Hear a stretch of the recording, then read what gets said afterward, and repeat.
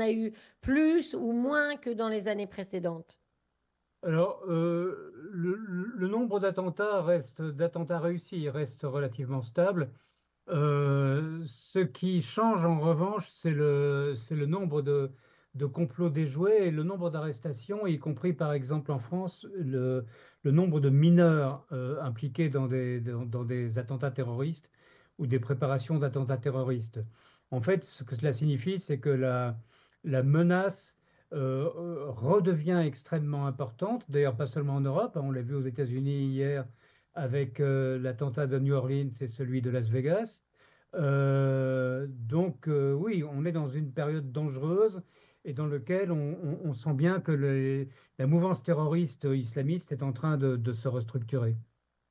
Justement, Claude, on vient d'en parler avec Sébastien Lévy qui est à New York, mais est-ce qu'on a plus d'informations sur le lien entre les deux attentats, Nouvelle-Orléans et, euh, et Et Las Texas Vegas. et Et Las Las Vegas. Vegas? Voilà, Las c'est ça. Vegas. Et Las Vegas. Euh, Oui, on a quand même deux éléments qui sont troublants. Le premier, c'est évidemment la concordance de temps, l'unité de temps, comme on dit au théâtre. L'attentat de la Nouvelle-Orléans vise la foule dans la nuit du Nouvel An, à 3h15 du matin, et moins de 6 heures plus tard, à Las Vegas, c'est à nouveau la foule, enfin, en l'occurrence un hôtel-résidence qui appartenant à Donald Trump, la tour Trump qui est visée. Donc c'est une coïncidence de temps qui est relativement troublante. Ce qui est deuxième élément troublant, ça fait deux coïncidences, ça commence à faire beaucoup, c'est que c'est la même application qui s'appelle Turo, qui est une application qui met en relation des gens qui veulent mettre leur véhicule à disposition et d'autres qui veulent le louer. C'est la même application qui a été utilisée pour louer les véhicules qui ont servi aux deux attaques, celle de la Nouvelle-Orléans et celle de Las Vegas. Donc là, on commence à quand même, même si le FBI reste très prudent pour le moment, on commence quand même à avoir un solide faisceau de présomption. Bien sûr. Alors, si on reprend historiquement depuis 1979 et jusqu'à 2024, au sein de l'Union européenne, c'est la France qui a été le pays le plus touché par des attentats islamistes commis sur son sol. Est-ce qu'aujourd'hui, vous avez l'impression que c'est le pays d'Europe qui est encore une fois le plus visé par les islamistes, Claude? Alors, je pense que la France reste le pays le plus visé par les islamistes. On a eu pas mal d'attentats on a eu quelques attentats qui ont réussi, mais surtout des attentats qui ont été déjoués, fort heureusement. L'Allemagne est en train de rattraper la France. On a eu en Allemagne ces derniers temps, depuis le printemps, on a eu plusieurs attaques, au moins deux attaques au couteau, plus l'attentat de Magdebourg. On est sur une spirale ascendante en Allemagne qui s'explique peut-être par la présence de très très nombreux réfugiés, entre autres Syriens, puisqu'il y a des Syriens qui ont été impliqués dans certains de ces attentats, et d'une forte communauté d'origine caucasienne, tchétchène ou ingouche. Ce sont deux éléments d'explication, mais l'Allemagne est très clairement au cœur de la menace. Et la Belgique, Claude?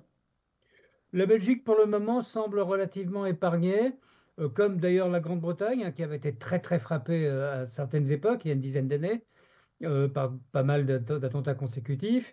La Belgique, pour le moment, n'est pas, de nouveau, semble revenir vers son rôle, entre guillemets, de base arrière.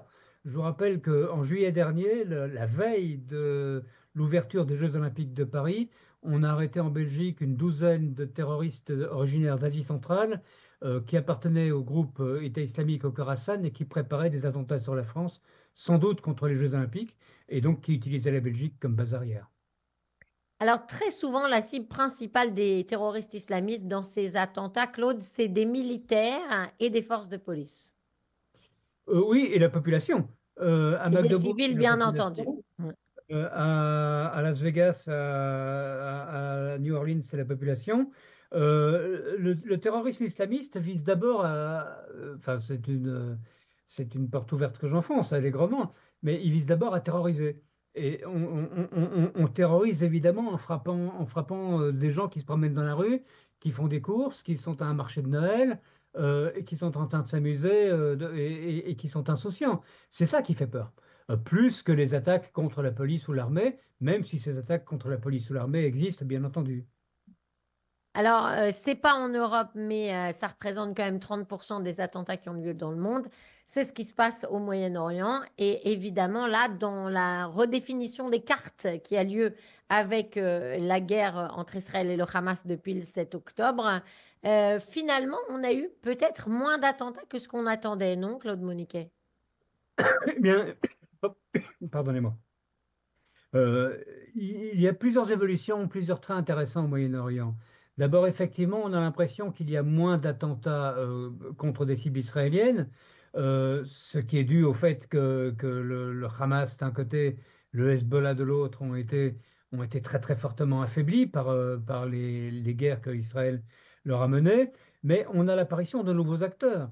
On a les Houthis du Yémen qui, depuis 2 semaines maintenant, tirent des missiles régulièrement sur Israël en prenant des risques inconsidérés parce qu'il est très clair qu'à un moment donné, ils vont payer un prix très lourd pour ces attaques répétées. On a aussi quelque chose qui est très intéressant, c'est les affrontements qui ont lieu à Jenin depuis une dizaine de jours entre les services de sécurité palestiniens et des militants du Hamas ou du Djihad islamique.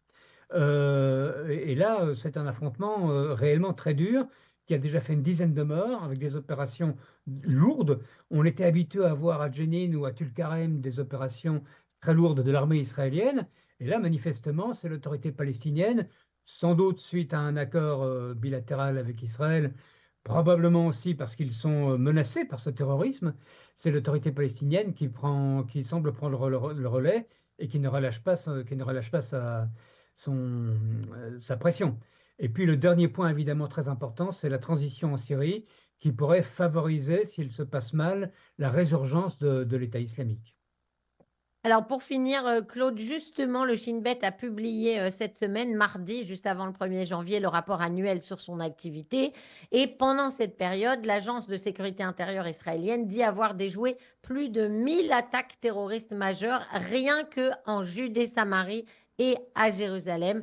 Donc on voit bien que là encore, c'est aussi le symbole peut-être, Claude, qui intéresse les terroristes islamistes. Alors c'est le symbole qui les intéresse, c'est le... Alors le terrorisme islamiste qui se produit en Israël est un peu différent de celui qui se produit en Europe, hein.